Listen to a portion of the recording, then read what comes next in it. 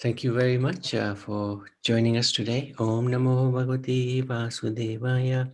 Om Namo Bhagavate Vasudevaya. Om Namo Bhagavate Vasudevaya.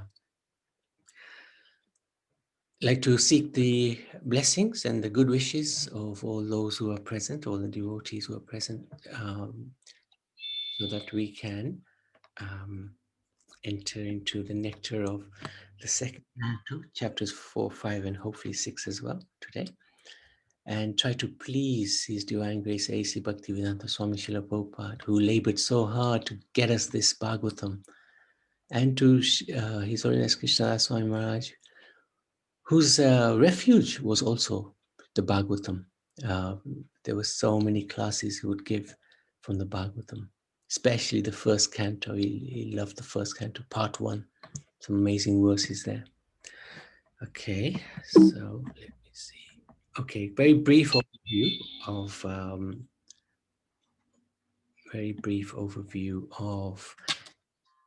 what we've done so far.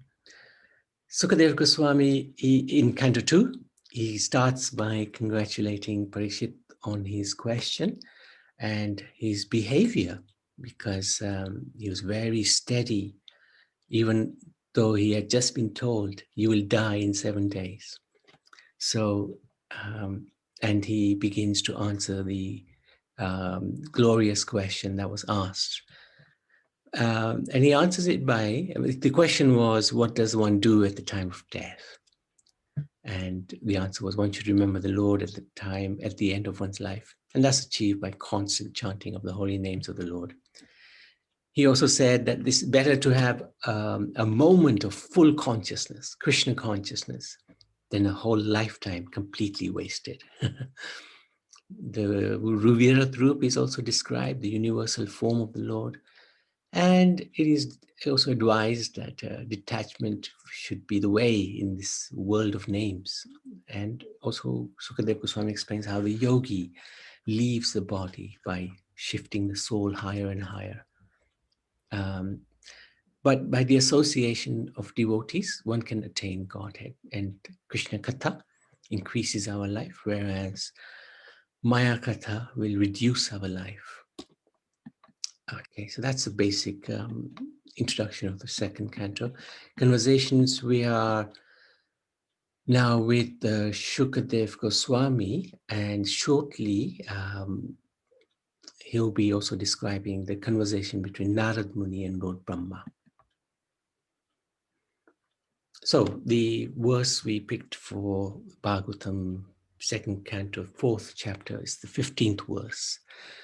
Yad Ketanam Yad Smaranam Yad Ikshanam Yad Vandanam Yad Shravanam Yad Arhanam Lokesya Sadyo Vidunoti Kalmasam Tasmai Shubhadra Shravasem Namo Namaha.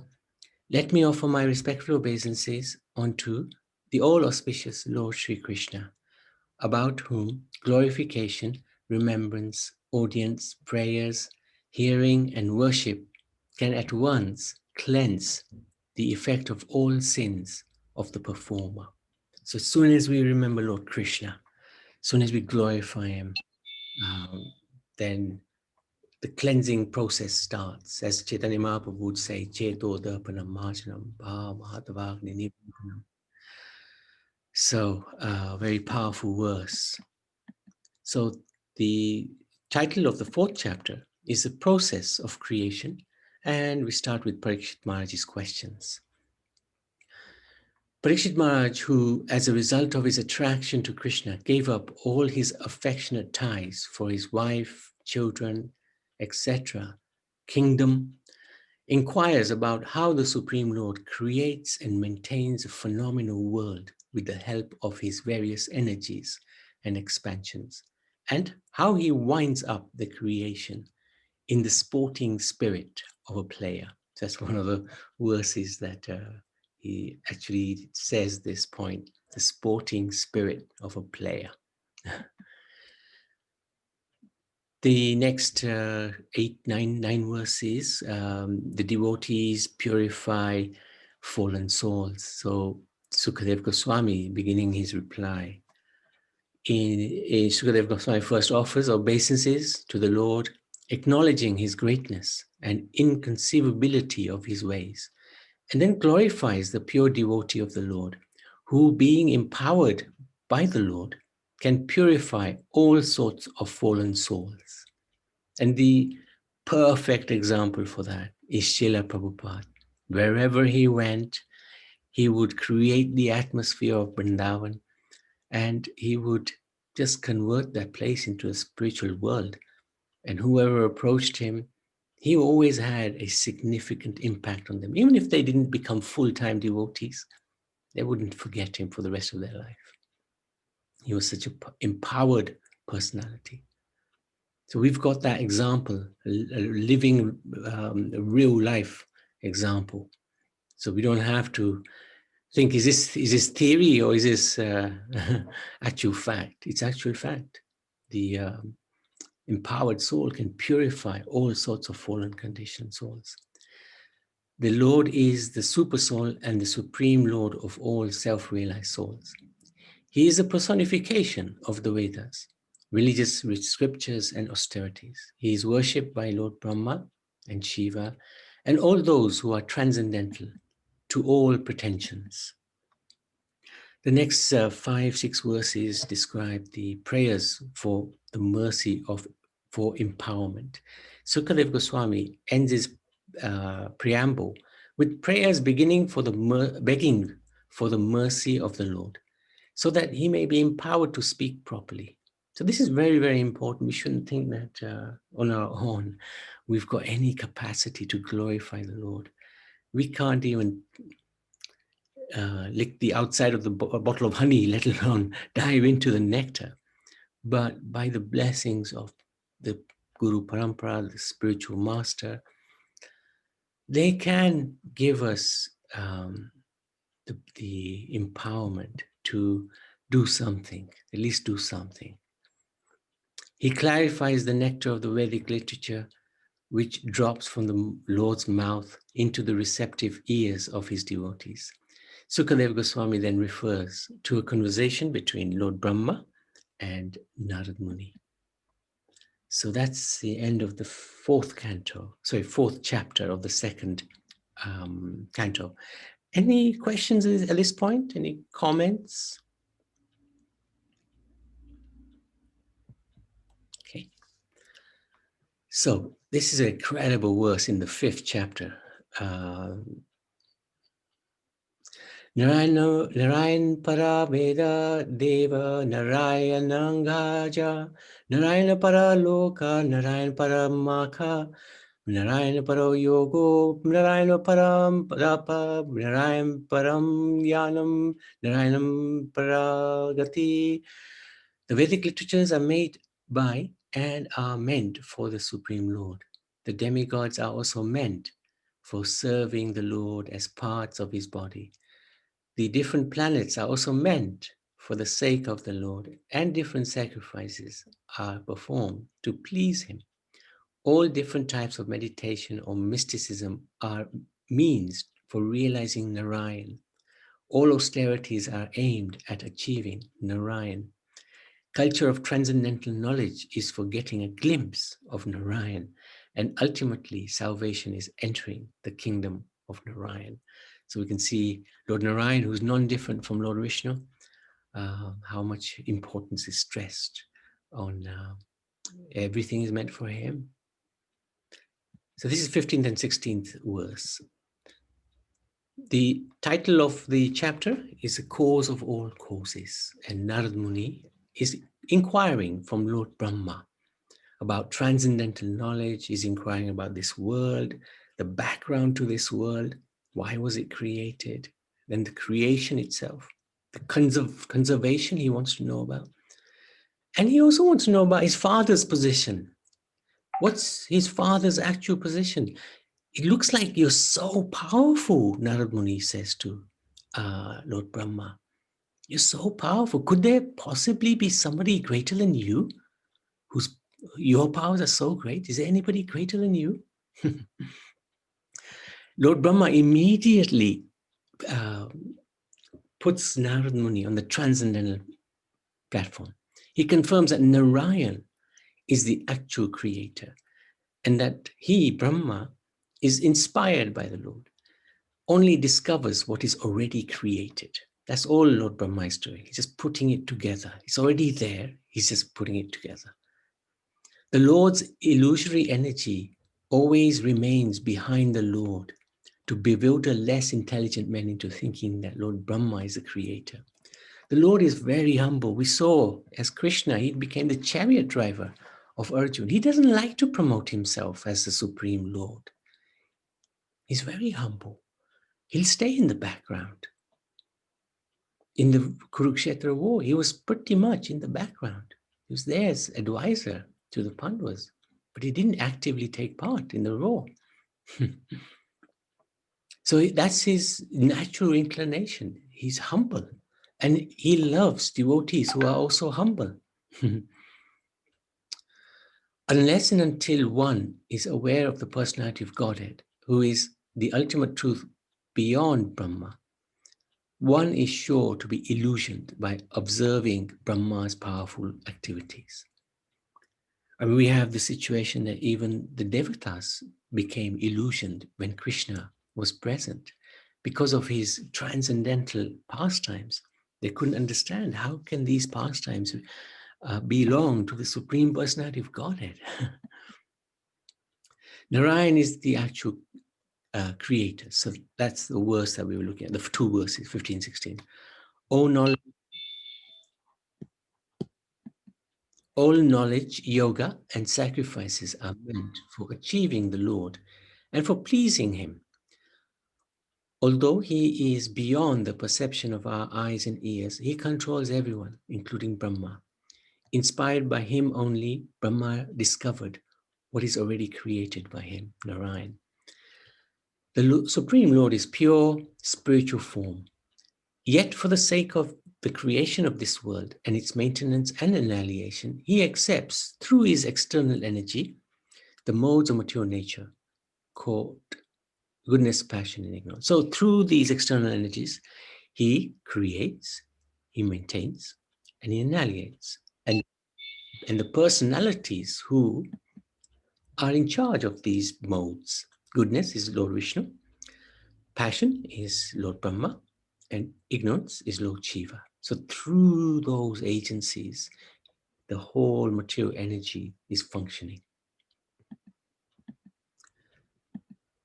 Sarga means creation. So then Lord Brahma, he proceeds to tell Narad how the Lord's affected, is affected from subtle to gross elements and how it is animated. After the incarnation of the first Purush, Karanadakshay Vishnu, the Mahatattva, or the principle of material creation, takes place. And then time is manifested. And in the course of time, the three qualities appear. That's just what we were talking about, the three qualities. Satogun, Rajogun, Tamagun. Material activities are caused by Mahatattva being agitated. Now, we've done this before, so I'm just going to very quickly take you through this Mahatattva. It's quite a complex area, something that's very difficult to understand. But we are doing all of this. Bhagavatam is all about devotion. So in order to try to understand, we don't have to understand this, but if we understand it, it helps. We make an attempt, and then it's up to the Supreme Lord whether he will allow us to understand it or not. So we can make an attempt at least. But if we don't understand this, if we don't get it, we're not going to go to hell. This will just help us understand the greatness, the glory of the Lord a little bit better. But if we don't understand it, it's not a big deal. So when the Lord wants to create, he expands. Shankarashan, if devotees remember, this is the second Chatur avatars. From the second Chaturava, there is Sankarshan. From him comes Karanadakshay Vishnu. And Karanadakshay Vishnu is here.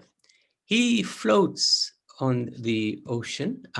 From his perspiration springs forth the vast expanse of water known as the Casual Ocean, Karana Ocean.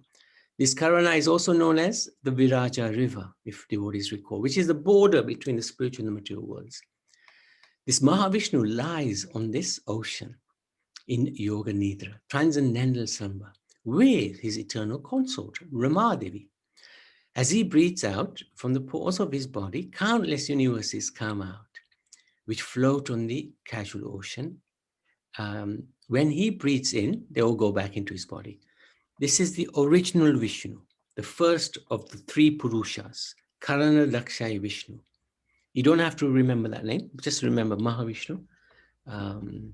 Although there's another Mahavishnu coming up. When he breathes out, millions of universes, millions of these universes come out. He said that if you fill up a room full of mustard seeds, you may get an idea, a big room, of course, of how many universes there are. When he breathes in, all those universes go back into his life, into his body. And one breath is equivalent to 311 trillion, 40 billion years. That's the life of a universe. And that's an approximate calculation. So this is Karanadakshay Vishnu. In his body resides trillions of jivas. So whilst Mahavishnu is breathing in, these jivas go back into his body, as do the universes. They remain there for 311 trillion, 40 billion years. When he breathes out, the jivas all come out again with their unlimited material desires.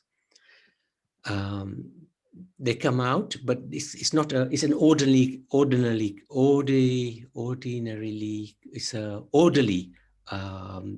coming out. Mahavishnu desires, there's an Icha Shakti, to liberate these souls or allow them to continue with their trying to enjoy their desires. He glances towards Ramadevi.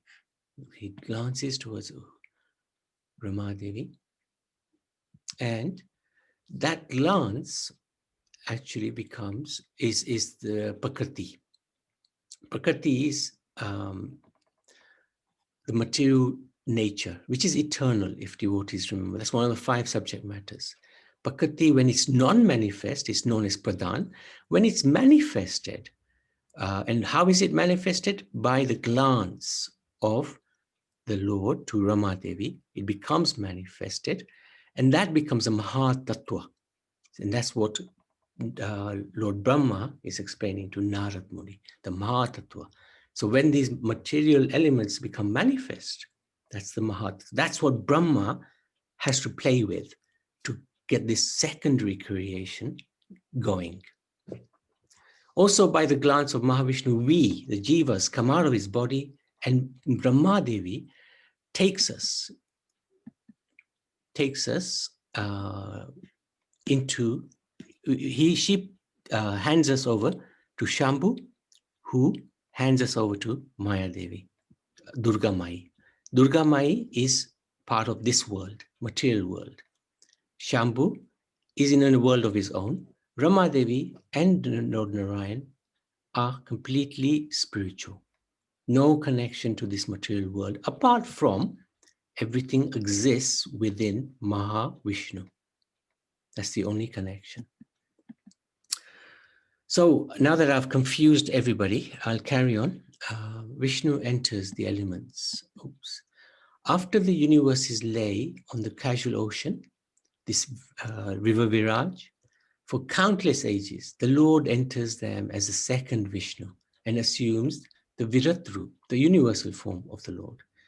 So who is his second Vishnu? He's known as Garbhadakshay Vishnu. So just to go back. Every universe has another expansion of Karanadakshay Vishnu. So every universe has another Vishnu, the second Purush. He's known as Garbhodakshay Vishnu. And he's known as the universal form. Or at least, sorry, the universal form emanates from him. He's consisting of all the planets. Oh yeah. Brahma concludes his explanation by describing the Virat-rup. He tells how the full Varnas are situated on his body, the Brahmanas represent the mouth, Kshatriyas his arms, Vaish the thighs, and Shudras born out of the legs, as well as the location of the 14 planets. So that's the 5th chapter. A little bit challenging, but any questions, any comments?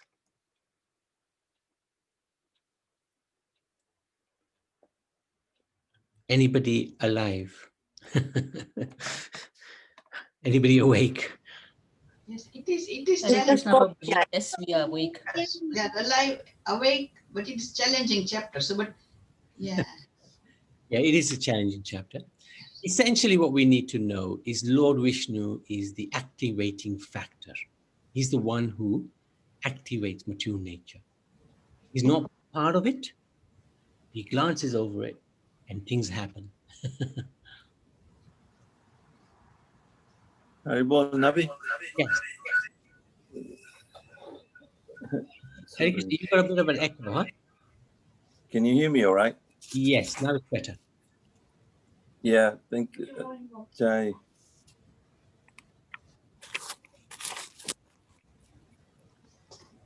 Oh. Hear me. Haribol, Navi? Yes, we can hear you. Okay, yeah. Yeah, it's quite complex, this part, isn't it? You know, when the Lord is creating, but certainly when Narad Muni is inquiring from Lord Brahma that, you know, you seem to know everything and you seem to be creating, but actually, you know, there's somebody higher than you. Who is that? You know, so Lord Brahma is actually expanding a bit more that he is actually a subordinate, Yeah. you know, and then he's been given the ability to create the universe and that. Yeah. So he also, you know, he's in a lotus leaf, and that comes from the navel of Vishnu. But, you know, generally there's a misconception, and this very quick anyway, that, you know, within the Hinduism, there's this idea that, oh, there's just one Brahma, Vishnu, and Mahesh. That's it. There's a trilogy, you know. And a lot of the, you know, in the past, even I used to think like that, you know, and when I was asked questions about it, people think, oh yeah, Brahma, Vishnu, Mahesh, and somebody else interpreted like, you know, God, you know, G-O-D. God is the generator, O is the operator, and D is the destroyer. They speculate like that, you see, because they don't have proper knowledge. And so even I used to think like that. And then later on, when I realized and read Srimad Bhagavatam, actually, you know, Vishnu is there. Yeah, he maintains the universe. But then there's, you know, Mahavishnu, there's Garbhodakasai Vishnu, there's Kshirodakasai Vishnu, and then, you know, all these different Vishnu. And there are so many universes, actually, and each universe has a, you know, Vishnu within, and then Lord Shiva's position is very different. So this is actually quite interesting, but we should be at least aware that, you know, we don't fall into some misconception, at least, you know. So Yes. we should be just at least aware that there is more to it actually than just the trilogy. Yeah, okay. Good point. Good point. Nani Ben, Yes, Prabhuji. does that sort of make sense that the base, it's quite complex in terms of what's being said and discussed. But as Madhusudan Prabhu very nicely said, the idea is that actually the Lord Vishnu, is the factor that makes everything go. Is that? Yeah. We like what Madhusudan Prabhuji said. We always thought Brahma, Vishnu, Mahesh. When we were young, that's all we were taught. Yes. Brahma, Vishnu, Mahesh. Then later on, from somewhere, the Mataji came, and then we went our own paths, and then everybody sort of, when we were abroad, everybody sort of prayed to all the gods, Brahma, Vishnu, Mahesh, Mataji. And then later on, it crystallized to Shiva, and then later on, till recently, it crystallized to now to Krishna. Perfect. Yeah. It's not that Brahma and Shiva are not there, they're active personalities, but as Prabhu said, and as Lord Brahma himself is explained to Narad, that actually the real creator is Narayan. Yes. Yeah. I think that's the main take from the 5th chapter there. So let's go into the 6th chapter now. Na bharati me anga musho palaksyate na vai vachinna me manaso mrishagate na me hishikayani patanti asatpate yan me hidau kanta ya vata drito hari. O Narad, because I have caught hold of the lotus feet of the Supreme Personality of Godhead, Hari, with great zeal, whatever I say has never proved to be false, nor is the progress of my mind ever deterred, nor are my senses ever degraded by temporary attachment to matter. So this is Lord Brahma explaining to Narad. And this is a really interesting point. Whatever I say has never proved to have been false, because he has caught hold of the lotus feet of the Supreme Personality of Godhead.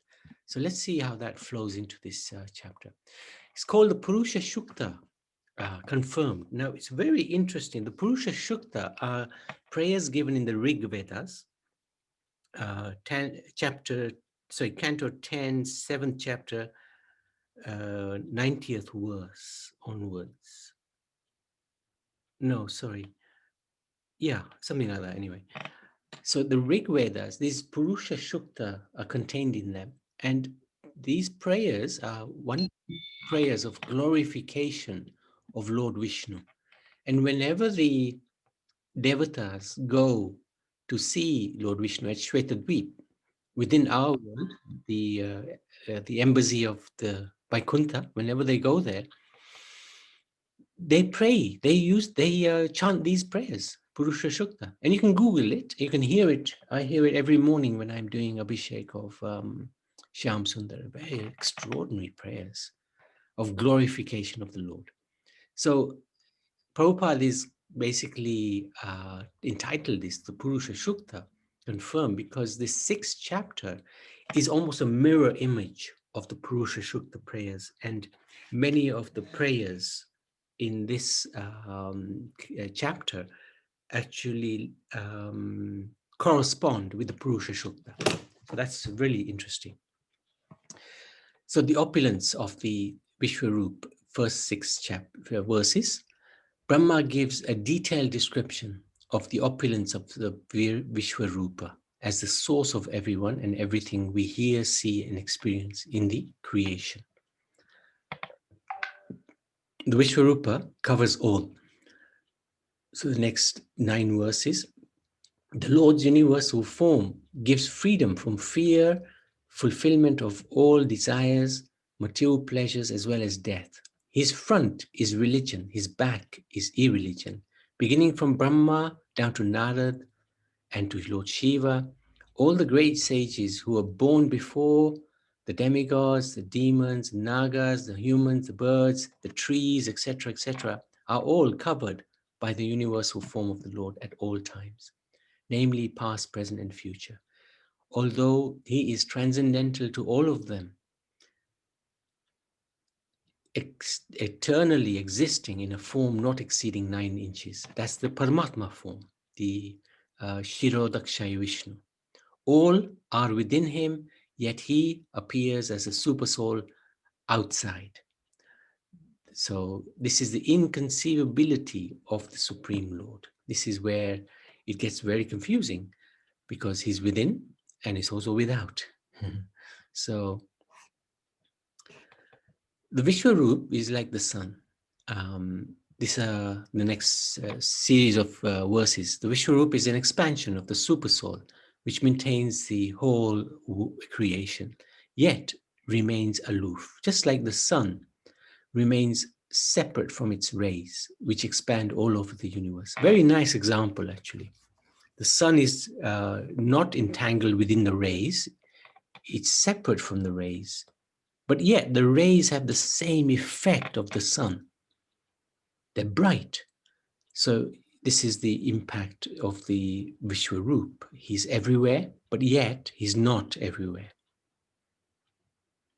He remains aloof, although he's maintaining everything. The spiritual world, which consists of 3/4 of the Lord's energy, is situated beyond this material world, and it is specially meant for those who will never be born. Others who are attached to family life and who do not strictly follow celibacy vows must live within the 3 material worlds. So then, the next few verses, 10 verses or so, talks about Lord Brahma's situation. So, he was born from the abdominal lotus flower of Lord Mahavishnu, Garbhodakshay Vishnu, the second Purush, second Vishnu. The first Vishnu has nothing to do with the universal form, the Vishwarup. Only the second Garbhodakshay Vishnu does. And from his navel grows a lotus flower, on top of which appears Lord Brahma. He's almost regarded as self-manifested, but actually his creator is Garbhodakshay Vishnu. Brahma has no ingredients for sacrificial performances except the bodily limbs of the great personality of Godhead.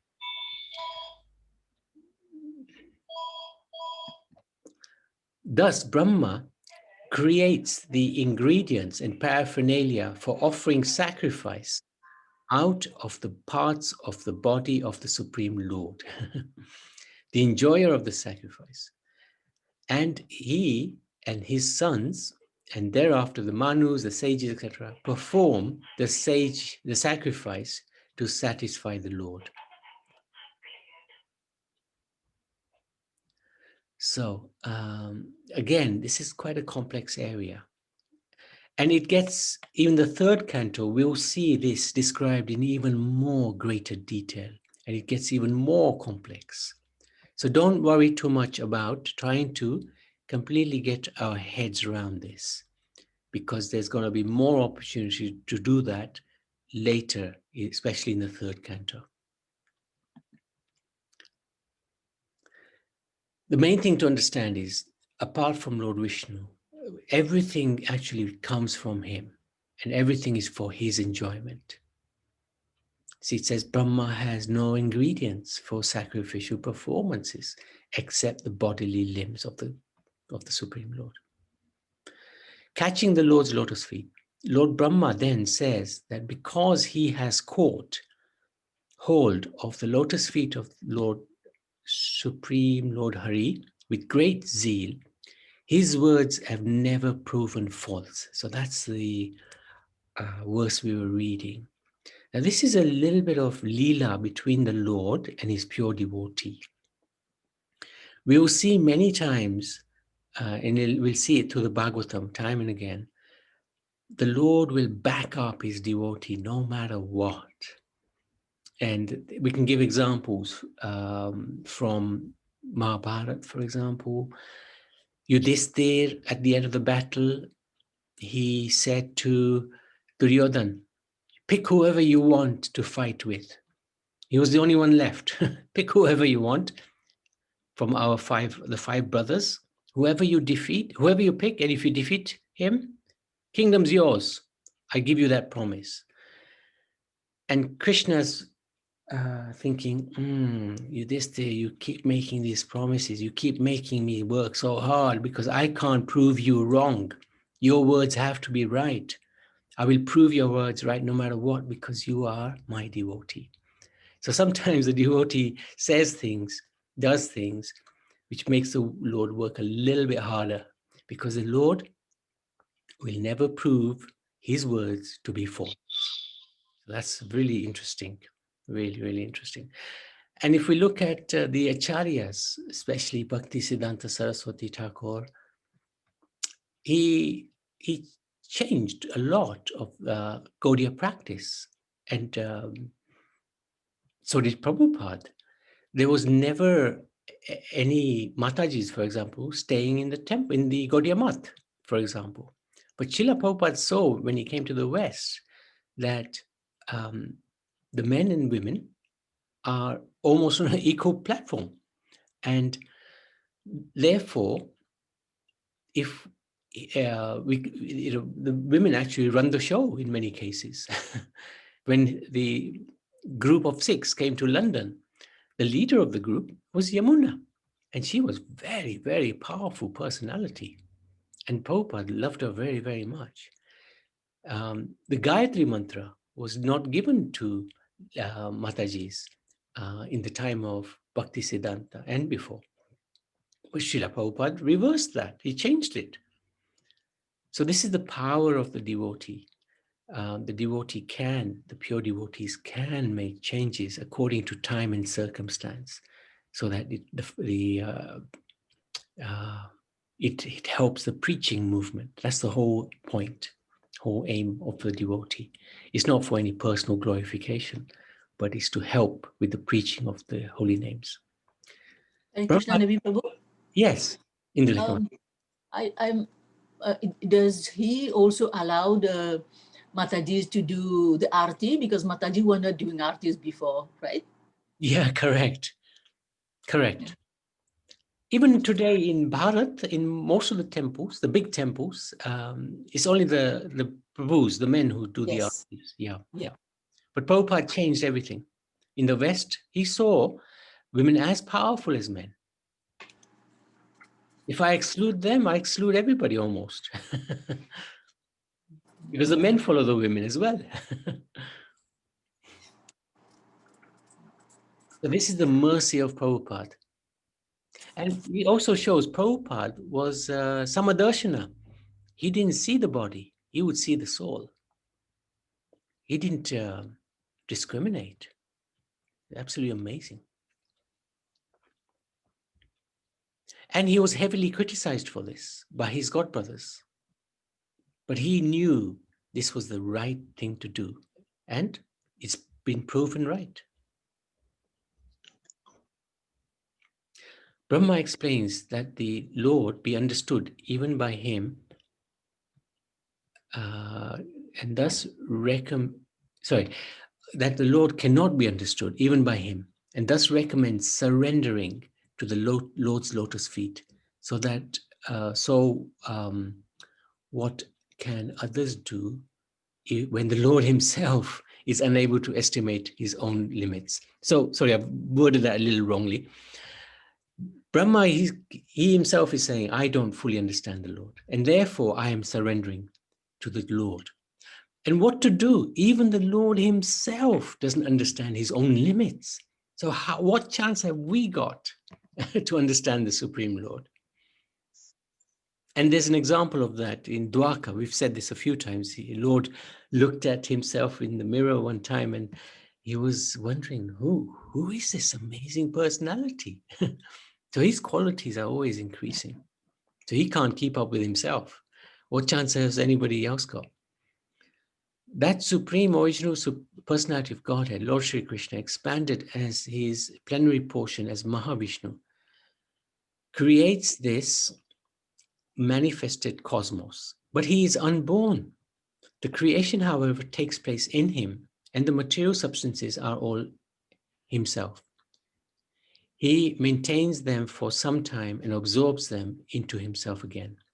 Everything within this universe is nothing but a fragment of his energy. Yet he is beyond all and ever uncontaminated.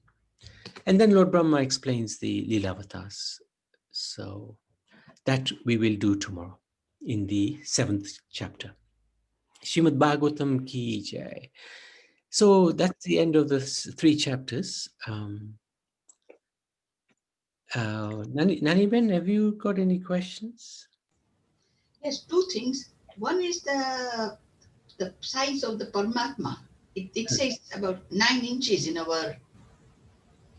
Is that true? Is that my understanding correct? That's what is stated in the Srimad Bhagavatam. Yes. But it depends on the size of the body. So if one has an ant body, obviously the Lord will compress himself. Yes, yes, that makes sense. Yeah. But if And- he has an elephant body, then the 9 inches is the correct. Maybe appropriate, yes. Yeah. Yeah, yeah. Okay, that makes sense. Now, second thing is it's my ignorance that I get confused by the various terms for the Vishnu, like Narayan, Vishnu, Mm. Krishna. So I don't know which one to use appropriately and where. So this is my problem. We always think of everything as Krishna. That's good enough. Good enough. Okay. Good enough. But when we're looking at the detail of the creation, which we are going to now, and we are going to for the next quite a few weeks, then it's good to just understand that Krishna himself he only plays the flute. That's all he does.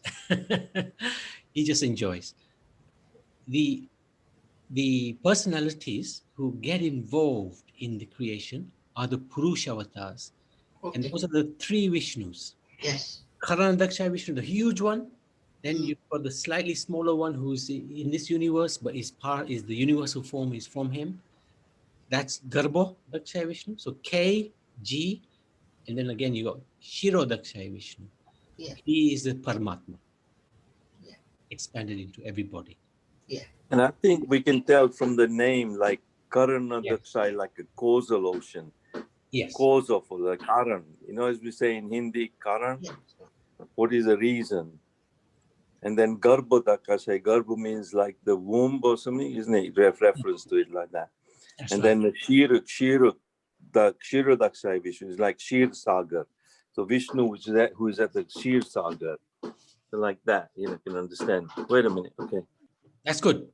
Yeah, that's really good. And Narayan is he's manifested with Lakshmi in Vaikuntha, Mm. not to be confused with these 3 Purusha avatars. He's separate. Does that make sense?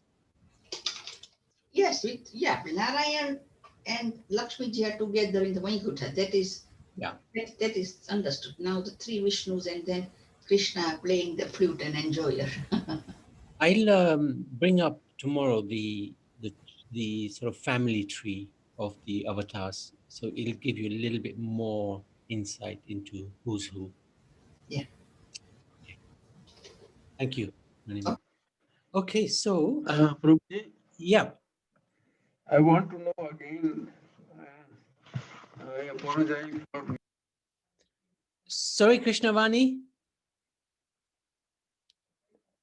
We'll come back to you.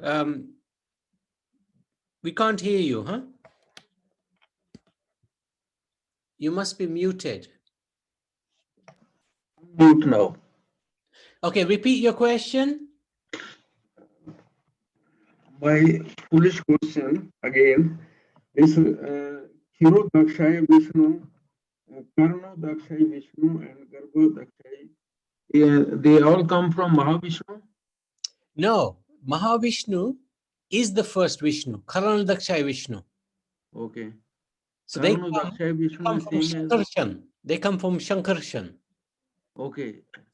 Shankarshan is one of the 4 Chaturvya, Vayu or something like that, Chaturvya. Yes.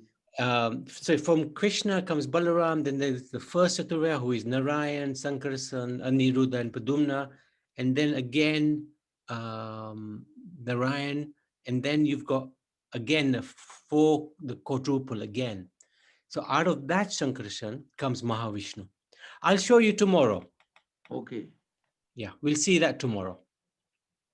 But there are expansions within the spiritual world, isn't it? Like yes, when the Krishna expands, is like Balaram, Sankarshan, Pradyumna, Aniruddha. Yes. And then when Mahavish, then the material part is different because material is only a quarter of Lord's creation. The 3/4 of it is all spiritual, actually, so there's far more there than within this material world.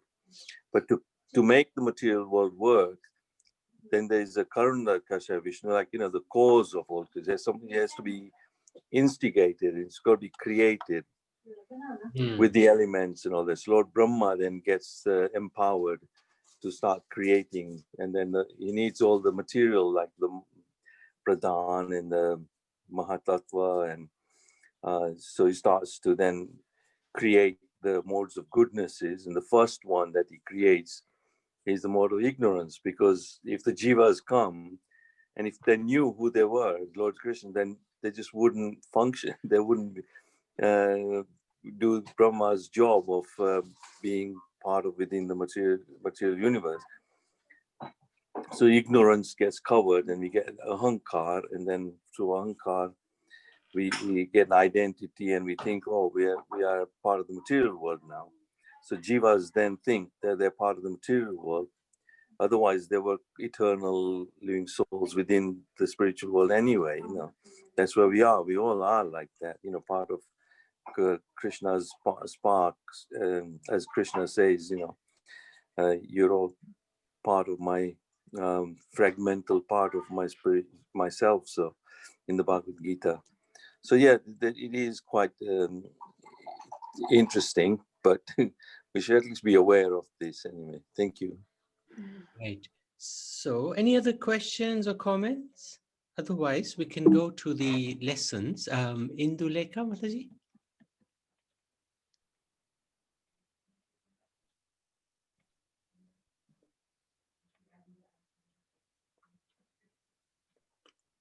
Indulekha Mataji, can you hear me? Otherwise, Madhusudan Prabhu, you would like to take on the key instructions. Okay, Navi. Yeah. Might have made a little bit mistake, but the key instructions, I feel that, they're part of chapter 4. Maharaj Parikshit wanted to know in that verse 247, that kindly describe how the Supreme Lord, who is all powerful, engages his different energies and different expansions in maintaining and again winding up the phenomenal world in the sporting spirit of the play. So this is what we're talking about. Krishna has different energies, and then there are different expansions. So as we were talking in the spiritual world, Krishna's first expansions are Sankarshan, Aniruddha, and all that. So the instruction is like, we should make an effort to at least understand and know more about the Lord's inconceivable potencies, and how, as Srila Prabhupada in the purport explains, that the Lord is Achintya Bheda Bheda Tattva. So Achintya Bheda Tattva is like one, simultaneously one, and yet different. And that's quite, through, I think, in my case anyway, it's only by Lord Chaitanya's mercy that I can understand a little bit. How can something be one and at the same time different? But that's, somehow we can understand that. So there is no use of theories. Knowledge must be factual. And this is what Srimad Bhagavatam says. Prabhupada actually says that this knowledge from Bhagavad is actually factual. And it's not some theories made up, There are many things that are complicated, and one cannot understand them unless they are explained by one who knows. So the Vedic knowledge is also very difficult to know, and must be learned by the above mentioned system. Like even Maharaj Parikshit, when he asked, then Narad Muni actually asked Brahma. So Sukadeva Goswami make reference to that this is what I heard, that Narad Muni questioning Brahma, and then Brahma answering. So Sukadeva Goswami is not speculating or making up theories as well. He wants to make references to proper system, parampara. So otherwise it's not all understood. So in chapter 5, Sukadeva Goswami follows proper system of parampara. So this is a bit of a continuation here. And we should deliver and receive factual knowledge. So this is connected with that previous instruction. That the fact we should get factual knowledge, not be interested in theories and all that. So in that way, and not show interest in theoretical knowledge. Thus, he recites Lord Brahma's answers to Narad Muni's questions about creation. He is in all diversities, although he is nevertheless different from all of them. So the Lord is different and yet the same. So, and everything is simultaneously one and different from him, and by his inconceivable potencies. So achintya bheda bheda tattva. So we should actually endeavor to know Krishna as a cause of all causes. And in chapter 6, Lord Brahma, in answering, makes Narad Muni understands in all his own position and expansions of Krishna, even as Mahavishnu and Karanadakasai Vishnu. So we should at least understand these aspects of the Lord and his creation. So we should have some idea of it. So we're not totally, so when, like early days, when I used to preach, and they would just come and say, oh, Brahma, Vishnu, Mahesh, so yeah, we accept that, then we should have a little bit more knowledge, so we can actually sometimes not challenge, but actually try and dispel the illusions and the misconceptions. So they say, oh, which Vishnu are you talking about, really? There's actually Mahavishnu, there is Garbhodakasha Vishnu, so which Vishnu? Or which Brahma are you talking about? But this universe has a Brahma with 4 heads. There are lots of universes, lots of Brahma.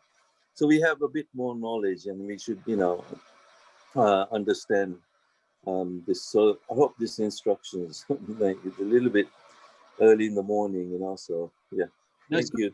Really good. Really good. Thank you. Very, very good instructions, actually. And Indulekha Mataji, can you hear us?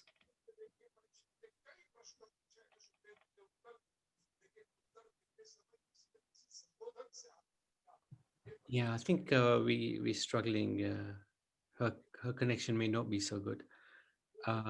Anyway, I can just read these. We should try to cut off attachments to the material. This is from the first chapter of the second canto. We can try to cut off attachments to the material body, and we should not be afraid of death. So this was the instructions by in the first canto. Oh, you can hear us. Okay, but we can't. You can't. Okay, you can hear us. Indulekha saying she can hear us, but we can't hear you. Okay. Okay. You can do it tomorrow. I'll just briefly read the lessons. Whoever is able to make their life perfect through devotional service is never attracted by the material glitter again. Yeah. Because once you got diamonds, like who was it? Dhruv Maharaj, he said to the Supreme Lord, when the Supreme Lord was in front of him, what would you like? And he said, I have been looking for broken glass, and now I found the diamond, you. I don't want anything. So he was looking for broken glass because he wanted a kingdom greater than Brahma's. So, but once he realized this Lord through devotional service, everything else was just glitter, material glitter. Third chapter, we should not worship demigods for material benefits, because Sukadeva Goswami is going through all the different demigods and what they can give materially, because their fruits are temporary and limited. And this is very much reflected in Lord Krishna's instructions in the Bhagavad Gita. Okay. Anybody with any more comments or any questions?